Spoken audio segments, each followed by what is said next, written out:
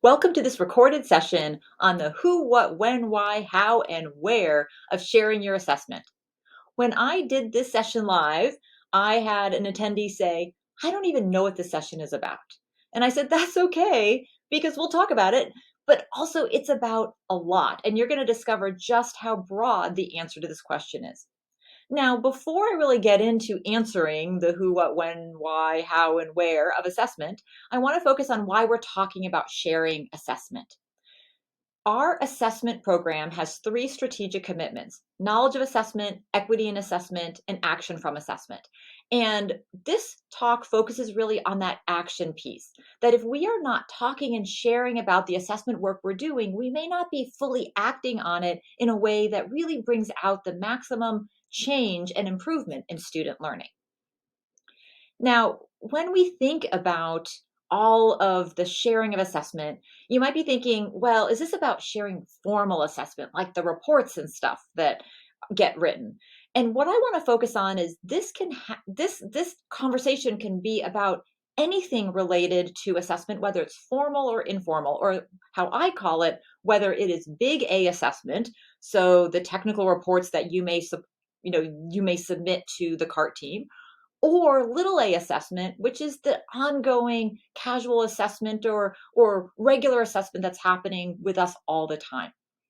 Because one of the things that is very important is that we are constantly in conversation with one another about things that are working or even things that didn't work so that we can make improvements in any spaces.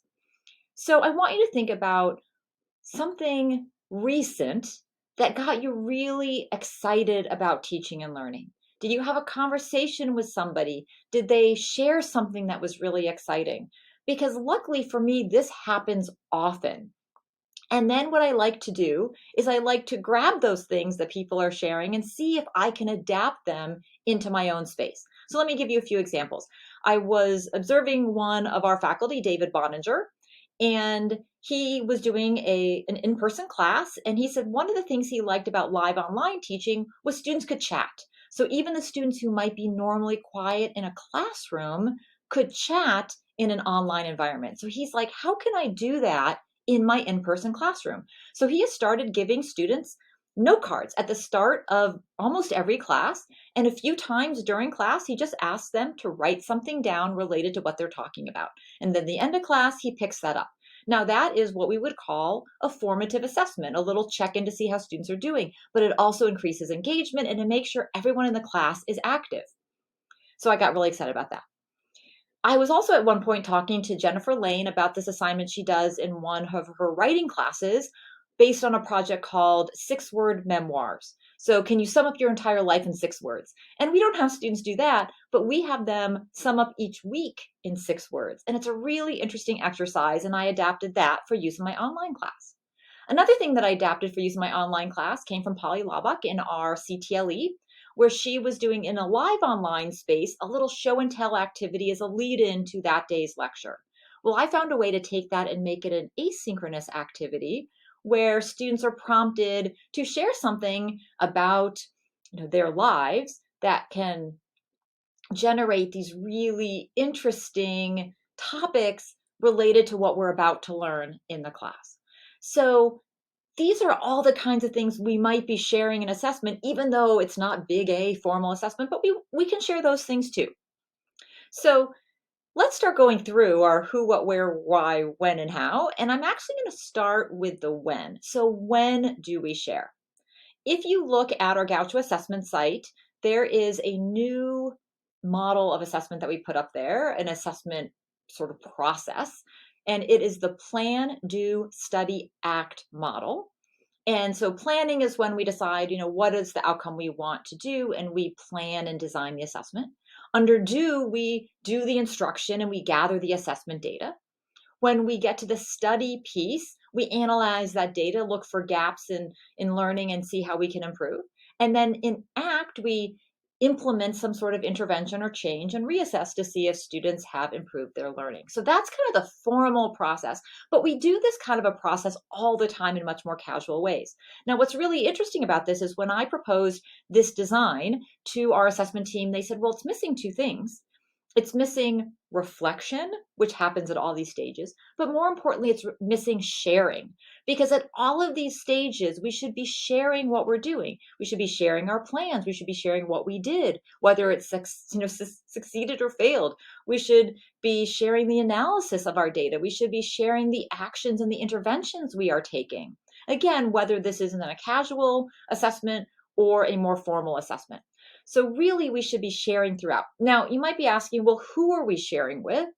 And I would say key stakeholders. And I said that to our department assessment coordinators. And one of them said, well, who's a key stakeholder? And I said, well, that's where it gets a little squishy again, because there are lots of key stakeholders. So one of the things that's important to do in that reflect phase of the Plan, Do, Study, Act is take a moment to reflect, who are the people who need to know what it is you're doing? So key stakeholders might be those on the assessment team who are working together. It may be your manager or department chair. It may be your department that you work in. It may be the dean or the vice president or even the president. It could be community partners that you work with. It could be an advisory board. It could be an accreditor. Maybe it's people at a professional development environment. Maybe you want to present for this at the CTLE's events. Maybe it's at a conference. It's other people outside of GCC or even at our sister colleges. So what can be helpful is we are all doing incredible, amazing work, and it's great for us to be doing it and holding it kind of within our own space and improving student learning with it. But then you think, how can I mention this to other people in a way that really supports this learning? One of the things the psychology department did when we moved all online in that first fall COVID semester is we started a weekly meetup event where we just came together and talked about teaching and learning. And we had never really had a space to do that as formally. And it was so great that we've continued to do that. We don't meet quite as often. We meet every other week now, but we just come and sometimes we have more formal conversations. And sometimes it's like, what do people need help with? What's going on and how can we support each other? So thinking about how we can actively fit in that sharing in a more formal setting or to even go casual in the hallway is really important. So again, this involves you taking a moment to think, who needs to know this information? Because who might be able to use it to improve their student learning, or who should hear it because I'd like a little bit of recognition for this incredible work that I'm doing. So that's the who. Now, the what. Well, the what depends on the who, right? You might be sharing a process that you have developed. You might be sharing an intervention. You might be sharing the way in which you're doing the instruction. You might be sharing the results of your instruction. So really it depends on who you've decided to share the information with. What information do they need to make use of that information? The where. Well, where might you share it? You might share it in a classroom with your students. So one group we haven't talked about at all here are our students.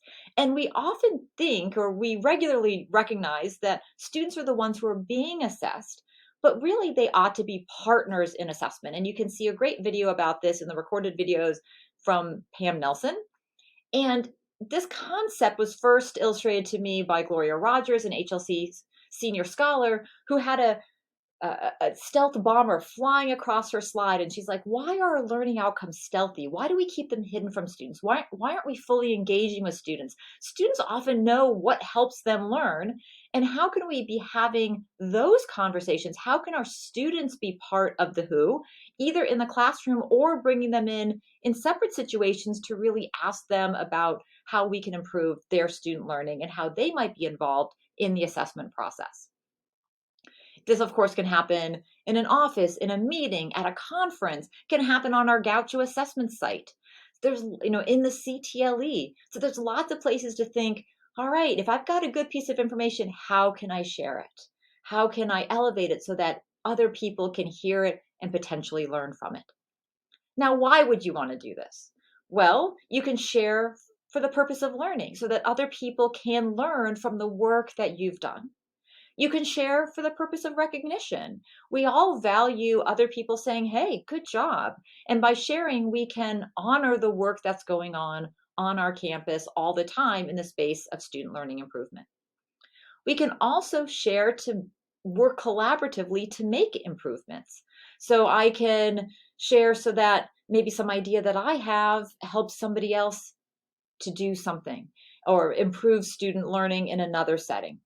We can also, of course, share beyond GCC to potentially help others as well outside of the space of just our college.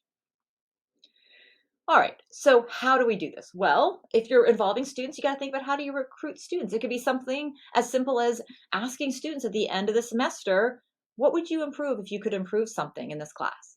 Now, I always tell students if they're going to answer that, they have to think like me. So they can't say, get rid of all the tests, because, maybe they would like to do that too. But my best changes have often come from student feedback. So we can recruit students either in our classes or in other settings. We can do this through a department meeting. It might be great to have a standing agenda item in your department that just focuses on teaching and learning. Because how many times these days do we really get to talk about teaching and learning? So often we're doing the really important sort of bureaucratic work of our institution, but it's great just to take a moment and say, how do we really do teaching and learning? Again, CTLE is a great space to do this through, and we have an Assess for Success audio series. So if you have something great you want to share about assessment, we would love to interview you. So hopefully that has been helpful in just prompting that reflection piece a little bit of the Plan, Do, Study, Act cycle, and the reflection specifically focused on how do we share what we are doing. And I'm hopefully encouraged that after this session, if you watch this, you will share it. So maybe other people will watch it, but that you will identify, let's say, well, three things. I was going to say one, let's step it up. Three things that you might do that you think other people could benefit from. So, what are three things that you might share about something to do with student learning or assessment, and identify where you might share them and between now and let's say a month? So, three things, 1 month, can you go out and can you share that information? And one thing I would love for you to do, one of those things, make it easy, send me an email, share it with me so that I can hear how you're thinking about sharing assessment. So thank you for your participation in assessment. And if you ever need any help, please reach out to me or anyone on our assessment team.